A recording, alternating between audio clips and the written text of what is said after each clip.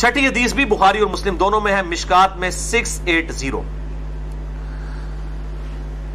سیدنا بلال رضی اللہ تعالیٰ عنہ طلوع فجر سے پہلے اذان دیا کرتے تھے رات کے وقت میں۔ تو آپ صلی اللہ علیہ وآلہ وسلم نے اپنے اصحاب سے فرمایا کہ بلال طلوع فجر یعنی جو ختم سحری ہے اس سے پہلے اذان دیتا ہے، بلال کی اذان تمہیں کھانے پینے سے نہ روکے، یعنی وہ لوگوں کو اٹھانے کے لیے اذان دیا کرتے تھے۔ عرب میں اب بھی ہوتی ہے، یہاں پر بھی اہل حدیث حضرات دیتے ہیں اذان، یعنی صبح کاذب کے وقت میں، صبح صادق سے پہلے اذان دیا کرتے تھے۔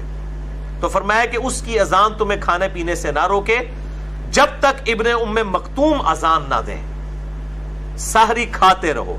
اور راوی کہتے ہیں ابن ام مکتوم نابینا صحابی تھے، جب تک ان کو کوئی بتاتا نہیں تھا کہ فجر کا وقت داخل ہو چکا ہے تو وہ اذان نہیں دیتے تھے۔ ان کی ذمہ داری تھی کہ وہ اذان دیا کرتے تھے فجر کا وقت داخل ہوتے ہی۔